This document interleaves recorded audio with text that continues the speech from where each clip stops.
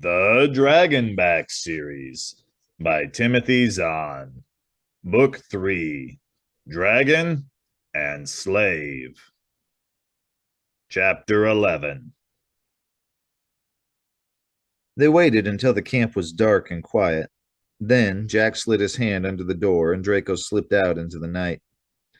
The trip to the thorn hedge had become a familiar one over the past few days.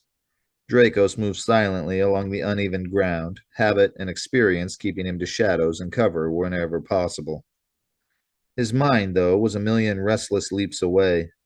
The justice of what had just been done to Jack still throbbed. Injustice of what had just been done to Jack still throbbed in his brain like an angry percussion master with a full set of concert drums.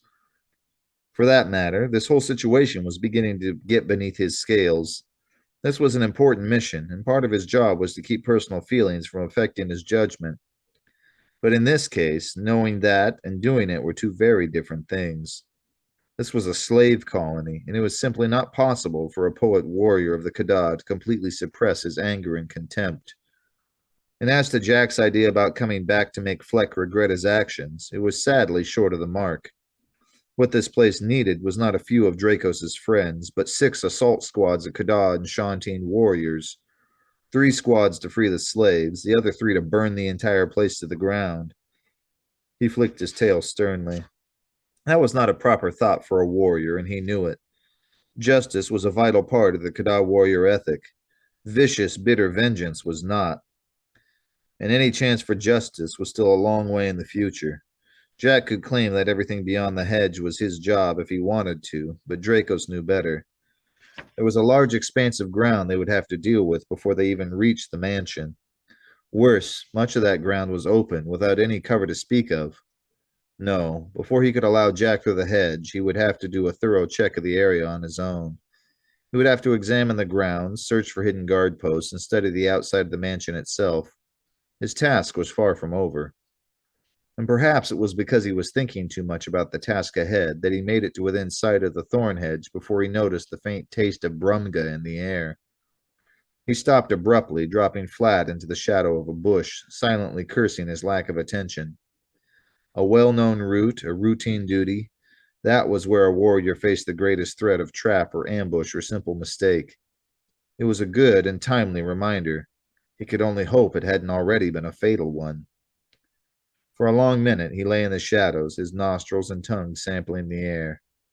There was definitely a Brumgan presence nearby. The scent was too strong to be simply left over from the day's activities. But the light breeze kept twitching directions, hindering his efforts to pin down a location. And then, as he strained every sense, he heard a soft cough. Soft, but loud enough. His pointed ears twitched in the direction, his eyes probing the darkness. There he was, sitting beneath the same type of bush Dracos himself was hiding behind.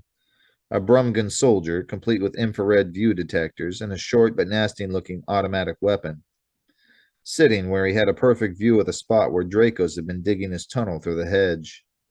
Slowly, carefully, Dracos gave the rest of the area a complete check. He spotted 2 more Brumgas, similarly equipped, one in another shadow, the other beneath a sheet of camouflage webbing. One of them Dracos could have handled, had he decided that such a move would aid their goal. But with 3 of them in widely spaced positions, an attack was out of the question. Slowly, carefully, he began to crawl back the way he'd come, his belly pressed tightly against the ground. Not until he was 100 yards out of the watcher's sight did he finally stand fully upright again. The taste of defeat was on his tongue. So all his work, all his cleverness had been for nothing. The Brumgas had spotted his tunnel and had set a trap for him. It was only the fact that they couldn't possibly have anticipated the arrival of a Khadar warrior that had prevented them from nailing him on the spot. What they were expecting, clearly, was one of their slaves, and if they were smart enough to watch one end of the darter's hole, they were probably smart enough to be watching the other end, too. Earlier, he had left Jack in the hot box without much more than a quick and casual check of the area. There hadn't been any alarm, which meant he must not have been spotted. He didn't know yet how they'd managed to miss him, but however it had happened, he knew he couldn't count on being that lucky twice in a row. This time he approached the slave colony like the warrior he was supposed to be, slow, alert, and flat on his belly. He hadn't noticed anything odd when he'd left, and now he discovered why. For one thing, the enemy observer was off to the side where he could watch the doors into the two sleeping huts, but didn't have a clear view of the three hotboxes. For another, the observer wasn't a Brumga. It was a human. Not just any human either. It was Gazin himself. Dracos looked across the starlit patch of ground, watching Gazin idly fingering his rifle. Under normal circumstances, he could easily tell one human sent from another. But having just spent an hour in the hotbox with Jack, and a particularly strong-smelling Jack at that, he hadn't noticed the taste of Gazin in the air. He twitched his tail in annoyance. First, he had wasted time with thoughts of vengeance. Now he was wasting equally precious time making excuses. For 2 months, he'd been trying to gently push Jack toward the path of a Kadar warrior.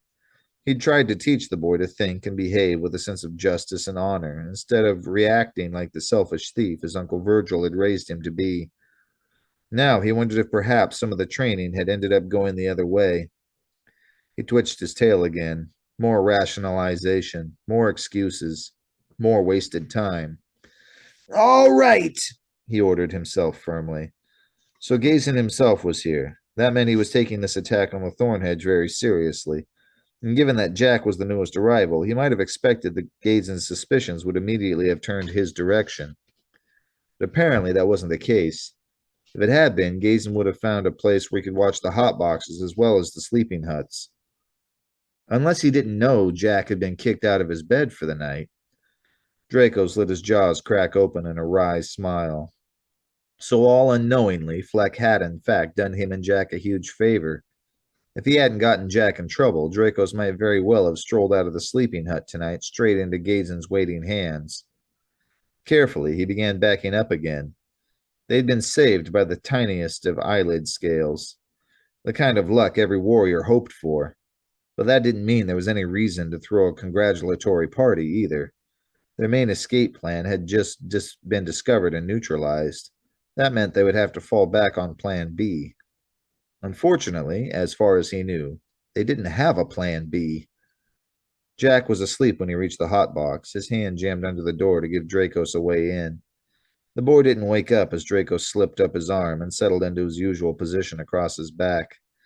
The two of them had a lot to talk about, but the hotbox still held some of the day's heat, and he might as well let Jack sleep while he could. There'd be plenty of time to talk later when the growing cold drove him awake. That point arrived 2 hours later when Jack began shivering in his sleep. Dracos managed to postpone it another half hour by returning to three-dimensional form and using his body to help keep the boy warm. But eventually, even that wasn't enough. Jack listened in silence as Dracos related the night's activities. "That was a close one, all right," he commented when the Kadar had finished. "Thanks to Fleck and his low-rent friends. A shame we can't ever tell him. I'd love to see the expression on that ugly slap-catcher face of his." "It would be interesting," Dracos agreed. "I presume, then, that you no longer wish to make him eat the spilled berries." Jack waved a hand. "The bugs have probably gotten the most of them by now anyway." He shivered violently. "I just wish I'd thought to bury that blanket Marilyn gave me in the floor here. It would have come in handy." "As a matter of fact, I did bury it," Dracos told him. "I thought it might be bad if Marilyn, if you were found with it. Unfortunately, it is no longer here." "Marilyn must have dug it up afterward," Jack said with a sigh. "Too bad." "The point is that we now have a serious problem," Dracos said. "I would have no difficulty myself jumping over the hedge, but I could not carry you over without risking injury to you." "That just means we'll need another way over, that's all," Jack said. "Over or through." Dracos felt his ears twitch. "You have an idea?" "I think so," Jack said. "It'll take some fancy timing, but if I can pull that part of it off, it should work." "May I ask what you have in mind?" "Sure." In the dim light, he saw Jack smile tightly. "You remember Greb mentioning a couple of days ago that his and Grib's hatch day was coming up in 3 weeks? I thought we might throw them a little hatch day party." "In 3 weeks?" Dracos asked, frowning. Jack shook his head. Life is uncertain, he said. Let's do it now.